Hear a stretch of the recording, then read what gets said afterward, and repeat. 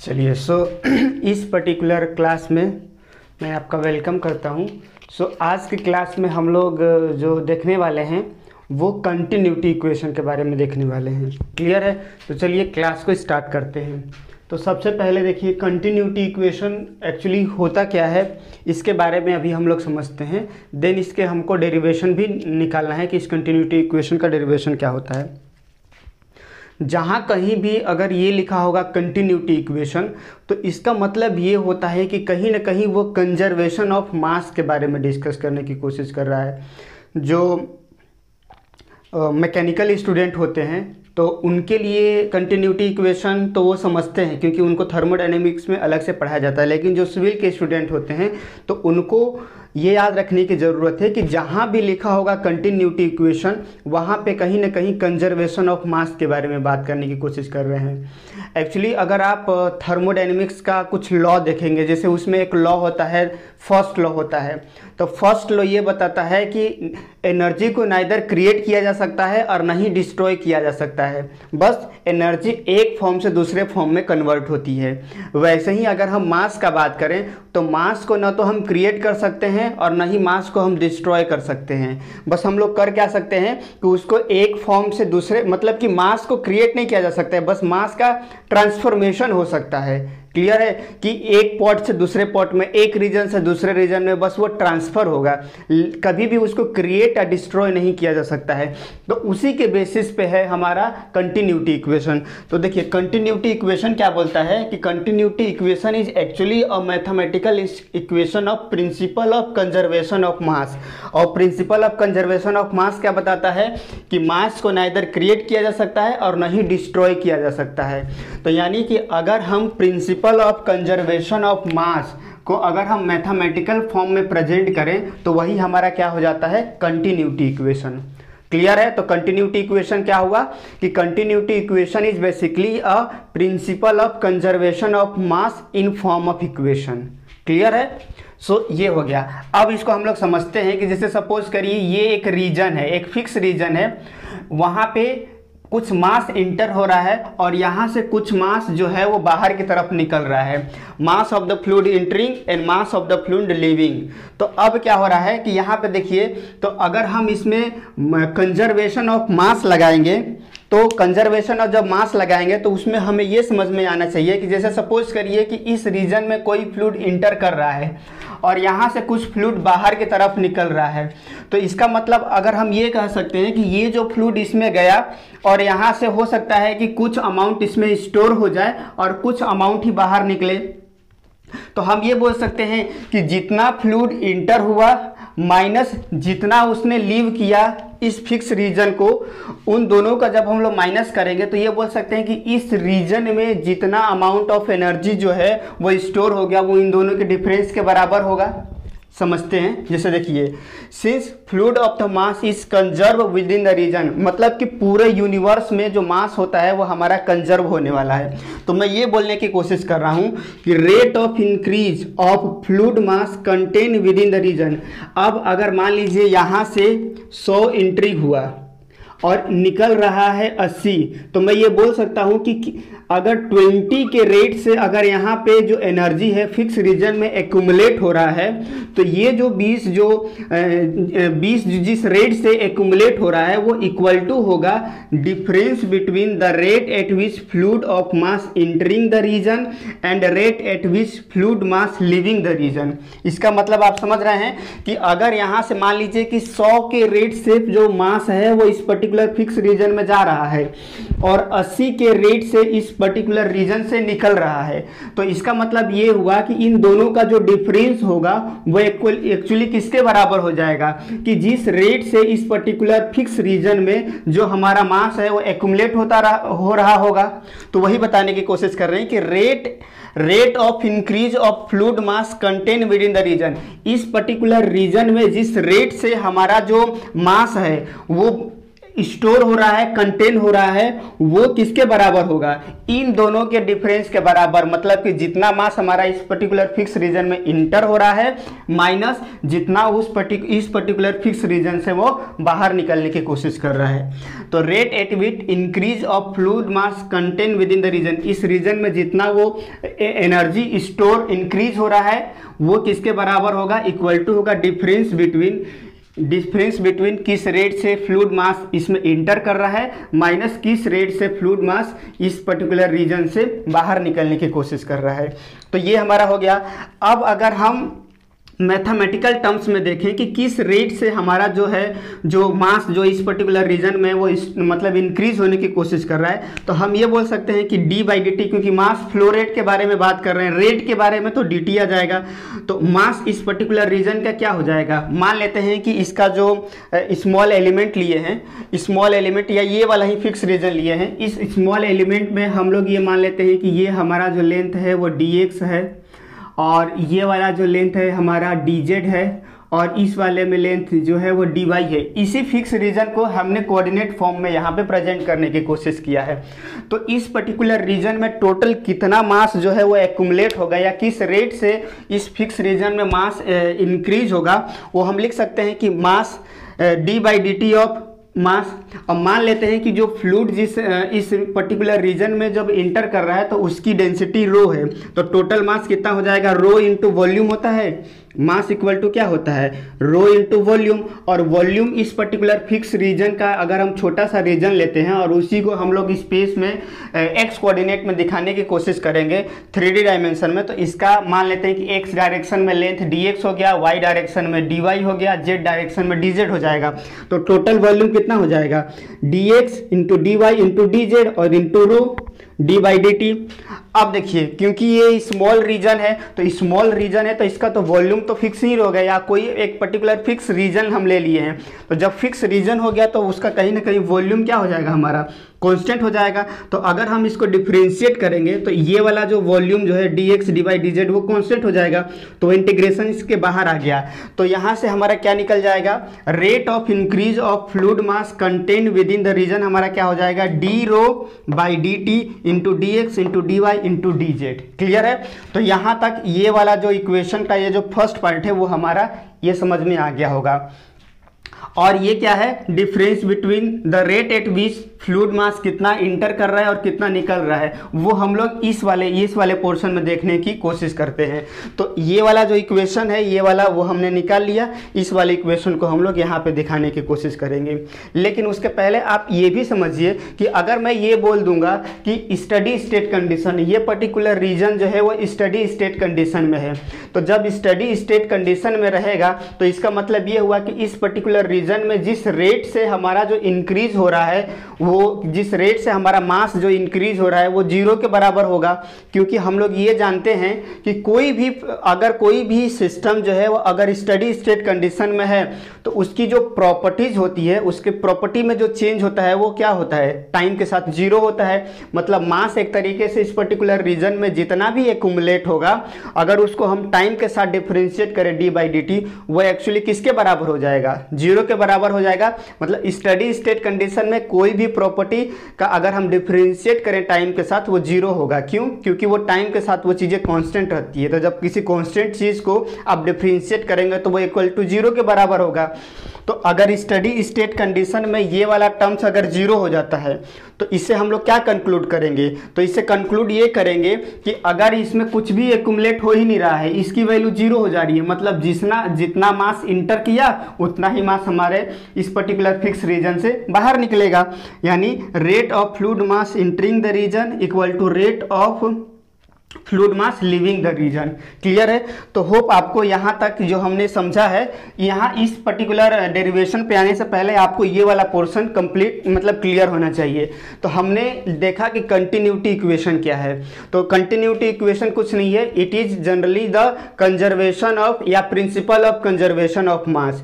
यानी कि continuity equation को मैथमेटिकल टर्म्स में ये बताने की कोशिश करता है कि ना मास को हम ना इधर क्रिएट कर सकते हैं और ना ही डिस्ट्रॉय कर सकते हैं। तो उसी को अगर हम इक्वेशन के फॉर्म में लिखें तो वो कंटिन्यूटी इक्वेशन हो जाता है।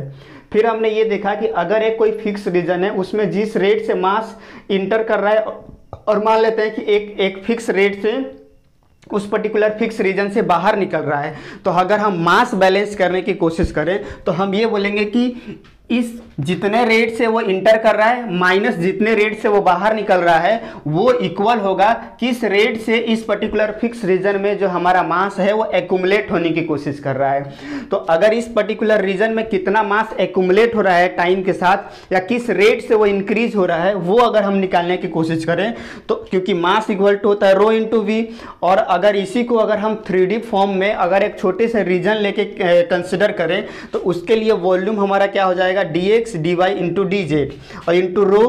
तो अगर टोटल इसको अगर हम टाइम के साथ डिफ्रेंशिएट करें तो क्योंकि एक फिक्स रीजन है तो फिक्स रीजन का जो वॉल्यूम है वो कांस्टेंट होता है, यानी dx dy dz को हम ब्रैकेट से बाहर ले सकते हैं, तो हमारा क्या हो जाएगा केवल d rho by d t into d x d y d z. और जब स्टडी स्टेट कंडीशन होगा तो इस रीजन में जो भी मास एक्युमुलेशन होगा वो टाइम के साथ अगर हम, क्योंकि वो स्टडी स्टेट है तो उसका मास जो है वो फिक्स हो जाएगा, और अगर हम उसको टाइम के साथ डिफ्रेंशिएट करेंगे तो जीरो हो जाएगा। तो जब इस रीजन में जीरो हो गया मतलब कोई भी मास इंक्रीज हो ही नहीं रहा है। जब कोई मास इंक्रीज नहीं हो रहा है इसका मतलब जिस रेट से फ्लूइड इंटर कर रहा है उसी रेट से फ्लूइड जो है वो हमारा बाहर निकल रहा है। तो जब कभी भी ये इक्वेशन आ जाएगा कि for steady state condition continuity equation क्या होगा, तो कंटिन्यूटी इक्वेशन ये हो जाएगा कि किसी फिक्स रीजन में जिस रेट से मास उस पर्टिकुलर रीजन में इंटर करता है उसी रेट से वो क्या होता है उस पर्टिकुलर रीजन से बाहर निकलता है। और इसी को हम लोग एक, जब थर्मोडायनेमिक्स अगर कभी पढ़ने को आपको सिविल वालों को मौका मिलेगा तो वहाँ पे एक आता है स्टडी फ्लो एनर्जी इक्वेशन। तो वो मास मतलब कंटिन्यूटी इक्वेशन और कंजर्वेशन ऑफ एनर्जी दोनों का एक्चुअली वो कॉम्बिनेशन होता है, जहाँ कंटिन्यूटी इक्वेशन को भी हम लोग लागू करते हैं और conservation of principle of energy को भी हम लोग लागू करते हैं। तो ठीक है, वो जब आप लोग पढ़ेंगे तो ठीक है। अभी फिलहाल के लिए होप आपको कंटिन्यूटी इक्वेशन समझ में आ गया होगा कि वो प्रिंसिपल ऑफ कंजर्वेशन ऑफ मास के ऊपर बेसिस है, और जितना इस पर्टिकुलर फिक्स रीजन में जिस रेट से हमारा मास इंक्रीज होगा वो एक्चुअली दोनों के कितना रेट से इंटर कर रहा है माइनस कितना रेट से वो बाहर निकल रहा है उसके डिफरेंस के बराबर होगा। और फॉर स्टडी स्टेट कंडीशन क्योंकि इस पर्टिकुलर फिक्स रीजन में कोई भी मास एक्युमुलेट तो होगा ही नहीं, तो जिस रेट से एंट्री करेगा उसी रेट से वो बाहर निकलेगा। तो अब हम लोग मैथमेटिकल फॉर्म या एक तरीके से बोल सकते हैं कि डेरिवेशन देखने की कोशिश करते हैं ये कंटिन्यूटी इक्वेशन का। तो हमने देखिए यहाँ पे ये जो मेन रीजन है यहीं से हमारा जो डेरिवेशन आने वाला है, यानी कि किस रेट से यहाँ पे इंक्रीज हो रहा है मास और इक्वल टू कितना, मतलब कि कितना डिफरेंस से वो एंट्री कर रहा है और माइनस कितना वो लीव कर रहा है। तो ये वाले पोर्शन के लिए किस रेट से यहाँ इंक्रीज कर रहा है उसका तो इक्वेशन हमने निकाल लिया है। अब हम लोग ये देखने की कोशिश करते हैं कि मास कितना है किसी सिस्टम में इंटर हो रहा है और माइनस कितना वो उस पर्टिकुलर रीजन से बाहर निकलने की कोशिश कर रहा है। तो चलिए उसको हम लोग देखते हैं। तो अगर हम लोग यहाँ पे देखेंगे तो सपोज कंसिडर करते हैं एक फ्लूइड एलिमेंट जिसका लेंथ dx dy dz है, मतलब x डायरेक्शन में उसका लेंथ dx है, y डायरेक्शन में dy है और z डायरेक्शन में dz है। साथ में हम लोग ये भी कंसिडर कर लेते हैं कि जो फ्लूइड मास यहाँ से एंट्री हमारा करने वाला है, मान लेते हैं यहाँ से एक फ्लूइड मास यहाँ से इंटर करने वाला है, तो इसके जो इनलेट वेलोसिटी है, तो इनलेट वेलोसिटी तो x डायरेक्शन में वो u वेलोसिटी से मूव कर रहा है, y डायरेक्शन में स्मॉल v वेलोसिटी से वो मूव कर रहा है और z डायरेक्शन में w वेलोसिटी से वो मूव कर रहा है। तो ये हमने ये कंसिडर किया है, एक स्मॉल एलिमेंट ले लिए हैं, तीनों का length x y z direction में हमने कंसिडर किया और इनलेट वेलोसिटी को हमने कंसिडर कर लिया है। अब देखते हैं कि अगर हमें ये कैलकुलेट करना होगा कि जो इस पर्टिकुलर एलिमेंट में तो सबसे एंट्री वाला पॉइंट क्या है ए बी सी डी है, तो A B C D face से कितना मास हमारे इस पर्टिकुलर फिक्स रीजन में एंट्री हुआ, अगर उसे हमें निकालना होगा तो हम उसमें क्या लिख सकते हैं। अगर देखिए मास ऑफ फ्लो रेट किस रेट से इंटर हो रहा है, तो रेट से इंटर हो रहा है मतलब हमारा क्या हो जाएगा rho into volume flow rate in x direction, क्योंकि ये फेस किस डायरेक्शन में एक्स के डायरेक्शन में है, तो हमें क्या हो जाएगा कि total mass of fluid enter तो mass of fluid enter in face ABCD वो किसके बराबर हो जाएगा, या यहाँ पे हम लोग ये लिख लेते हैं कि रेट ऑफ मास इस पर्टिकुलर रीजन में एक्स डायरेक्शन में कितना एंट्री हुआ, तो वो किसके बराबर हो जाएगा, मास फ्लो रेट के बराबर हो जाएगा। और मास फ्लो रेट एक्चुअली क्या होता है, रो इंटू वी d/dt। क्लियर है। तो अल्टीमेटली हमारा क्या हो जाएगा, हम ये बोल सकते हैं कि ये वॉल्यूम फ्लो रेट के बराबर, rho into volume flow rate के बराबर हो जाएगा। अब अगर वॉल्यूम फ्लो रेट अगर हम लोग निकालने की कोशिश करें तो वॉल्यूम फ्लो रेट मतलब क्या कि वॉल्यूम dx dy dz, और उसको dt से अगर हम लोग डिफ्रेंशिएट करेंगे तो क्योंकि x डायरेक्शन में वो वेरी कर रहा है, मतलब मूव कर रहा है, तो जो वेलोसिटी या जो चेंज होगा वो x में होगा। तो अल्टीमेटली हम लोग ये क्या लिख सकते हैं कि जो dx/dt है उसको u भी लिख सकते हैं। तो यानी x डायरेक्शन में हमारा वॉल्यूम फ्लो रेट कितना हो जाएगा, u into d y into d z हो जाएगा। तो टोटल मास कितना हमारा इंटर करेगा x डायरेक्शन में, रो जो कि डेंसिटी हो जाएगा फ्लूइड का, इंटू u जो कि x डायरेक्शन में किस वेलोसिटी से फ्लूइड मूव कर रहा है वो हो जाएगा, into d y into d z. तो क्लियर है। तो यहां से हमने ये कैलकुलेट कर लिया कि किस रेट से हमारा जो मास है इस पर्टिकुलर रीजन में इंटर कर रहा है। अब हम लोग ये कैलकुलेट करने की कोशिश करते हैं कि जब ये इस पर्टिकुलर रीजन से इंटर करेगा तो यहाँ से लेके यहाँ तक आने में, मतलब कि लीविंग वाले फेज, हमारा लास्ट जो जिस फेज से हमारा जो मास बाहर निकलेगा वो कौन सा फेज होगा, यही वाला होगा। यहाँ से निकलेगा मतलब EFGH से वो बाहर निकलने की कोशिश करेगा। तो जब हम लोग ये कैलकुलेट करेंगे कि किस रेट से वो बाहर निकलने की कोशिश कर रहा है, तो उसके लिए हमारा क्या हो जाएगा इक्वेशन कि कितना मास फ्लो रेट आया और प्लस ये जो मास फ्लो रेट जो इंटर हुआ है वो x डायरेक्शन के साथ कैसे उसके में चेंज आ रहा है। क्लियर है। होप अगर आप पास्कल लॉ देखे होंगे तो पास्कल लॉ में भी जब हम लोग डेरिवेशन किए थे तो ऐसा ही एक इक्वेशन आया था। पहले हमने x डायरेक्शन के एंट्री फेज में कैलकुलेट किया था, और देन जब वो लिविंग फेज में जा रहा है तो लिविंग फेज का क्या हो जाता है कि कितना वो इंटर किया और प्लस यहाँ से लेके यहाँ तक जाने में उसके x डायरेक्शन में कितना उसके में चेंज देखने को मिला। तो जो मास फ्लो रेट इस EFGH से जो बाहर निकलेगा तो वो हमारा कितना हो जाएगा, rho into u d y d z जो कि इंटर किया है, और प्लस यही एलिमेंट जो है वो x डायरेक्शन में उसका कैसे वेरिएशन हो रहा है, तो वो हमारा क्या हो जाएगा d/dx into rho u d y d z into d x, और कितने लेंथ तक वेरी कर रहा है, ये per unit length into total dx length तक वेरी कर रहा है, तो मल्टीप्लाई बाई dx हो जाएगा। तो अब यहाँ तक हमारा ये समझ में आ गया कि यहाँ से इतना एंट्री किया और इस पर्टिकुलर फेज से इतना बाहर निकला।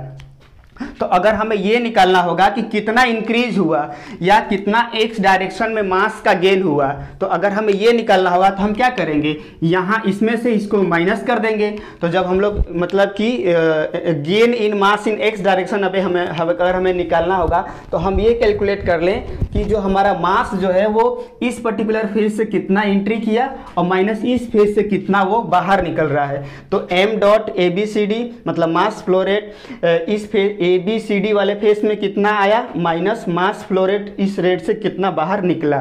तो जब हम इन इक्वेशन नंबर इसको मैं 1 कर देता हूं और इसको मैं इक्वेशन नंबर 2 कर दे रहा हूं, तो जब इक्वेशन 1 से इक्वेशन 2 को अगर हम माइनस करेंगे तो हमारा क्या निकल जाएगा, minus d/dx into rho u d y d z into d x.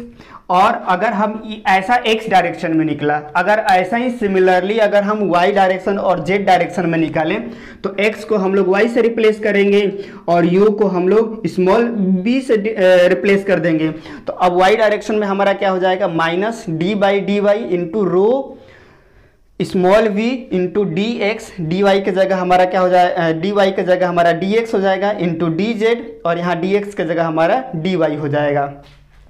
वैसे ही अगर हमें जेड डायरेक्शन में निकलना होगा तो minus rho del upon del z, rho ये जो वेलोसिटी है क्योंकि जेड डायरेक्शन में हमारा वेलोसिटी w के बराबर हो जाएगा, और एरिया क्या हो जाएगा dy इंटू डी एक्स हो जाएगा इंटू डी जेड हो जाएगा, लेंथ डी जेड में वो वेरी कर रहा है। तो इस तरीके से ये x y और z डायरेक्शन। तो अब हमें अगर ये कैलकुलेट करना होगा कि टोटल कितना गेन हुआ या टोटल कितना इंक्रीज हुआ, जो हमारा मास फ्लो रेट है, तो वो किसके बराबर हो जाएगा। तो इन तीनों को हम लोग क्या करेंगे, ऐड कर लेंगे। तो मान लेते हैं ये इक्वेशन नंबर 3 हो गया, ये इक्वेशन नंबर 4 हो गया और इक्वेशन नंबर 5 हो गया। तो टोटल हमें मास गेन कितना मिलेगा, एक्स डायरेक्शन में, वाई डायरेक्शन में और जेड डायरेक्शन में। तो अगर हम इसके निगेटिव टर्म्स को अगर हम नेगलेक्ट कर दें तो अल्टीमेटली हमारा क्या हो जाएगा, d by d x into rho you. या निगेटिव टर्म्स वो और कैसे नेगलेक्ट कर सकते हैं, आप यहाँ पे ये कर दो कि एम जो मास जो है लिविंग माइनस एंट्री, ये अब भी अगर आप करोगे तो यहाँ पे अल्टीमेटली हमारा क्या हो जाएगा, ये पॉजिटिव साइन हो जाएगा। इस साइन से वैसे कोई मतलब होने वाला भी नहीं है। तो चाहे तो आप लोग निगेटिव साइन यहाँ पे मतलब वो कहाँ से चला गया आप बोलेंगे, तो इससे अच्छा है कि आप ये लिख लो कि मास हम क्या कर रहे हैं कि कितना एंट्री कर रहा है और कितना इस पर्टिकुलर कितना लीव कर रहा है माइनस कितना एंट्री कर रहा है। तो जब यहाँ पे करेंगे तो कहीं ना कहीं ये पॉजिटिव साइन आ जाएगा, तो उससे हमें कोई दिक्कत नहीं होगा। तो जब हम इन सबको ऐड कर लेंगे, अब यहाँ पे भी देखिए, क्योंकि अगर हमने पहले ही आपको बताया है कि जो डी वाई और डी जेड है, यहाँ पे डी एक्स डी जेड है और डी वाई डी जेड है, तो ये अल्टीमेटली हमारा जो है वो फिक्स है, क्योंकि लेंथ तो फिक्स है। केवल हमारा क्या हो सकता है कि अगर कंप्रेसिबल फ्लूइड होगा तो उसकी डेंसिटी में चेंज आ सकता है, और अगर वो अलग अलग रेट से फ्लो हो रहा है तो उसके क्या बोलना चाहिए, वेलोसिटी में चेंज आएगा। लेकिन जो लेंथ है, लेंथ तो फिक्स रहेगा, तो इसको कहीं ना कहीं हम इंटीग्रेशन से बाहर ले सकते हैं। तो अगर हम फर्स्ट इक्वेशन को ही अगर यहाँ पे स्पेस कम है लिखने की कोशिश करें तो हमारा क्या हो जाएगा, d by d x rho into u, d y d z बाहर ले गया तो डी वाई डी जेड और डी एक्स तो ऑलरेडी बाहर है, तो उसी को हमने यहाँ पे डायरेक्ट लिख दिया है कि d by d x into rho you, और ये वाला सब में सेम आने वाला है तो उसको हमने बाहर ले लिया है। जब आप इसको सॉल्व करेंगे तो आपको ये वाला इक्वेशन मिल जाएगा टोटल। यानी हम ये बोलने की कोशिश कर रहे हैं कि यहाँ से कितना एंट्री किया, कितना बाहर निकला, दोनों में जब हम डिफरेंस करेंगे तो हम ये बोलेंगे कि इस पर्टिकुलर फिक्स रीजन में कितना मास जो है वो तीनों डायरेक्शन से टोटल कितना हुआ, गेन हुआ, इसी के बराबर हो जाएगा। तो ये वाला जो इक्वेशन हमारे ये वाला जो टर्म्स आया है वो एक्चुअली किसके बराबर होने वाला है, हमारा इसके बराबर होने वाला है कि हमने ये भी कैलकुलेट कर लिया था कि किस रेट से उसमें वो इंक्रीज होने की कोशिश कर रहा है, तो इस रेट से इंक्रीज हो रहा है। और जब हम इन दोनों का डिफरेंस निकालें, या ये बोल सकते हैं कि दोनों का डिफरेंस निकाले, तो वो भी बताने की कोशिश कर रहा है कि इस पर्टिकुलर फिक्स रीजन में कितना मास जो है वो इंक्रीज होने वाला है। मतलब ये दोनों टर्म्स हम लोग क्या कर सकते हैं, इक्वेट कर सकते हैं। तो आप लोग ये वाला पोर्शन लिख लिए होंगे, तो इसलिए मैं इसको रफ कर देता हूँ यहाँ पे, और यहीं पे हम लोग लिखने की कोशिश करते हैं।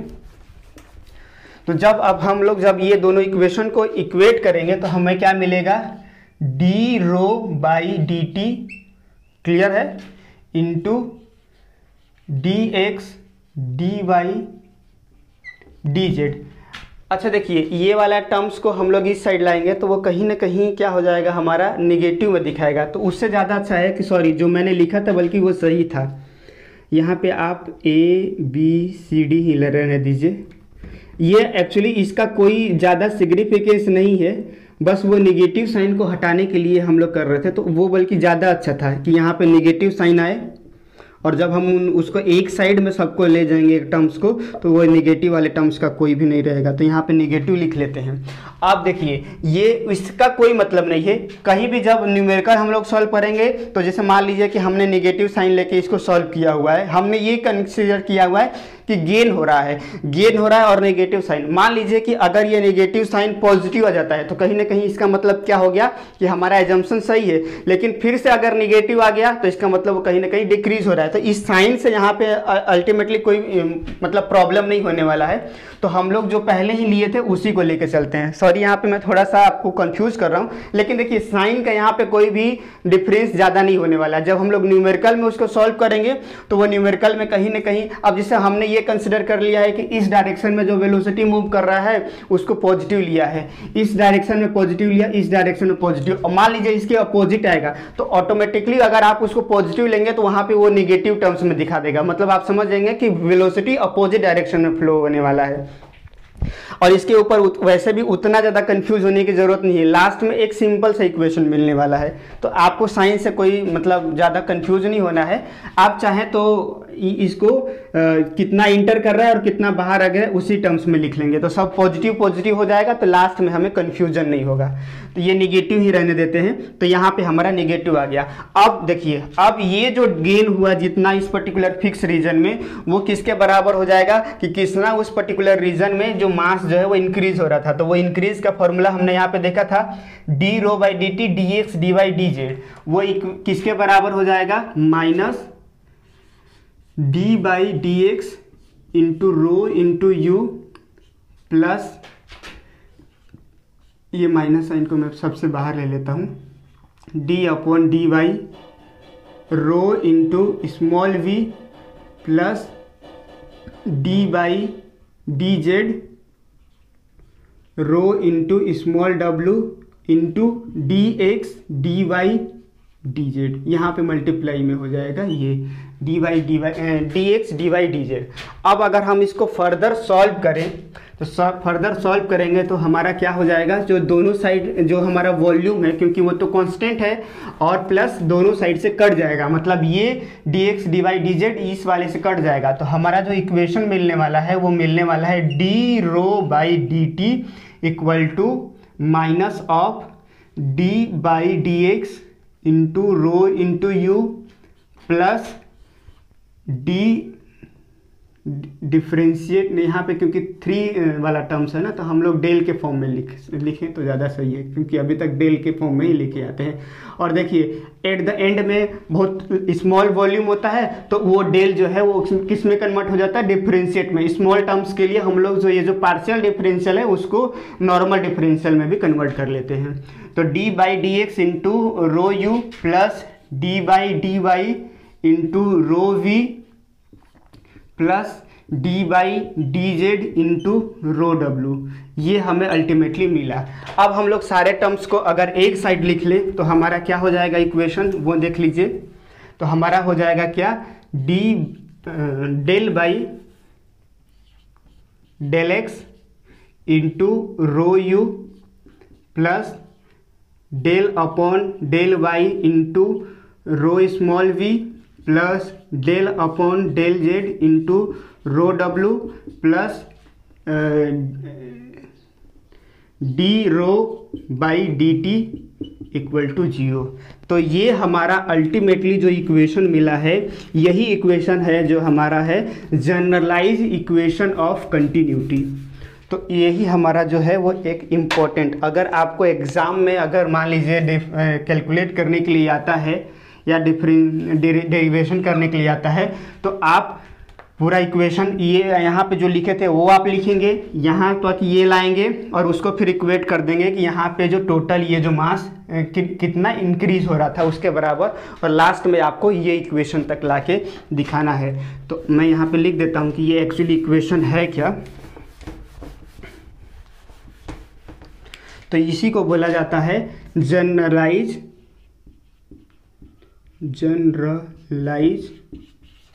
Equation of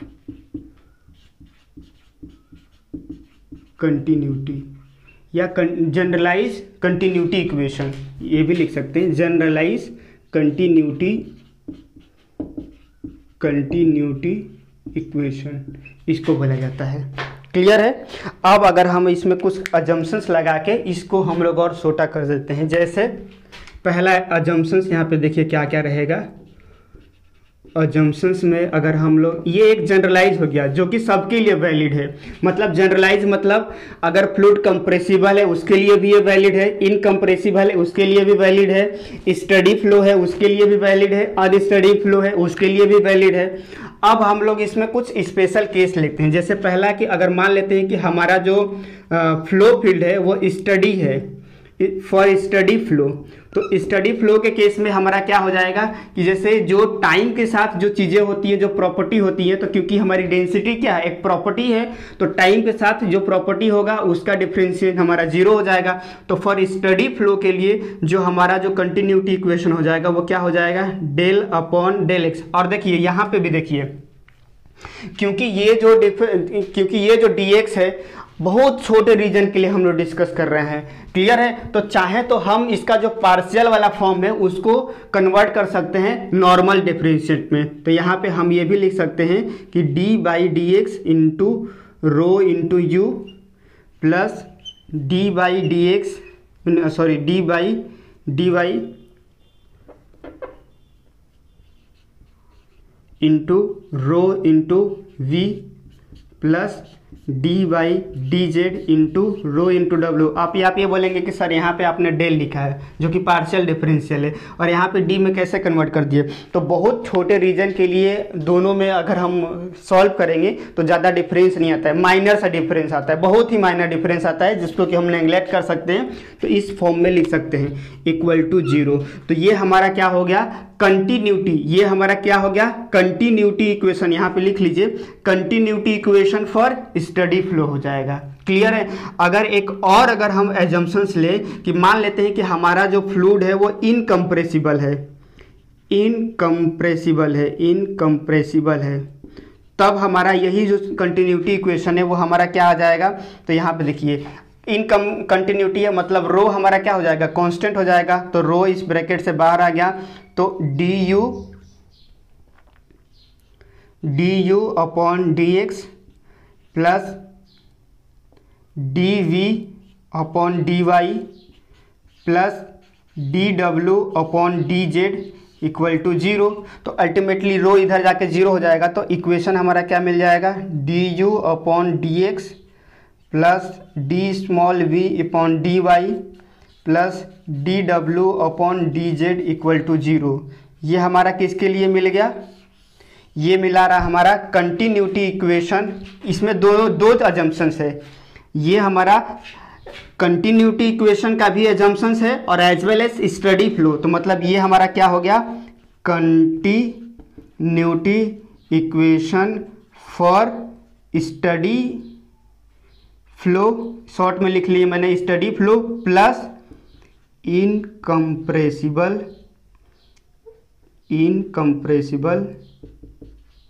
flow.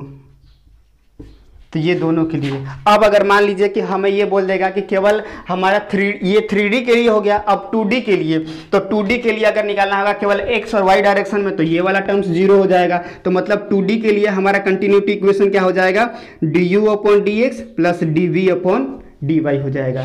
क्लियर है? तो ये रहा हमारा एक टोटल जनरलाइज मतलब कि टोटल कंटिन्यूटी इक्वेशन के बारे में डिस्कशन कि हमने क्या लिखा। सबसे पहले कंटिन्यूटी इक्वेशन क्या है? Principal of conservation of mass, और देन उसका एक जनरलाइज इक्वेशन हमने यहाँ पे ये डिराइव किया। और जब ये डिराइव हो गया तब हमने अलग अलग अजम्पशंस लगा के इसको और हम लोग मिनिमाइज कर सकते हैं अपने अकॉर्डिंग, सिचुएशन के अकॉर्डिंग। तो अगर स्टडी फ्लो रहेगा तो स्टडी फ्लो मतलब कि जो प्रॉपर्टी टाइम के साथ चेंज हो रहा है वो 0 हो जाएगा। तब हमारा ये जो जनरलाइज कंटिन्यूटी इक्वेशन जो है स्टडी फ्लो के लिए इसमें कन्वर्ट हो जाएगा d by d x d rho, और यहाँ पे पार्शियल है उसको हम लोग डी में इसलिए कन्वर्ट कर दिए क्योंकि बहुत छोटा रीजन ये जो है यहाँ पे हम लोग दिखा रहे हैं बड़ा, लेकिन बहुत छोटे रीजन के लिए डी एक्स मतलब बहुत छोटा रीजन लिए हैं। तो वहाँ पे पार्शियल को हम लोग नॉर्मल डिफरेंशिएट के फॉर्म में भी कन्वर्ट कर सकते हैं। तो ये हमारा इक्वेशन हो जाएगा स्टडी फ्लो के लिए। अब अगर हमें मान लेते हैं कि ये एक और अजम्पशंस लगा लेते हैं कि अगर हमारा जो फ्लो है वो इनकम्प्रेसिबल है, तो इनकम्प्रेसिबल है तो ये डिफरेंशिएट के अंदर जो रो है वो एक कांस्टेंट हो जाएगा सबके लिए, तो उसको हम लोग बाहर निकाल सकते हैं। तो उसके लिए हमारा जो कंटिन्यूटी इक्वेशन हो जाएगा वो ये हो जाएगा। अब ये जो कंटिन्यूटी इक्वेशन है इसमें दोनों एजम्पशंस लगा हुआ है, steady flow as well as incompressible. और मान लीजिए अगर आप स्टडी फ्लो कंसिडर नहीं करेंगे तो यहाँ पे क्या हो जाएगा? D rho by d t आ जाएगा। क्लियर है? तो ये रहा हमारा टोटल कंटिन्यूटी इक्वेशन के बारे में। तो अब नेक्स्ट क्लास में हम लोग और भी देखते हैं जो भी टॉपिक हमारे बचे हुए हैं। ठीक है, थैंक यू।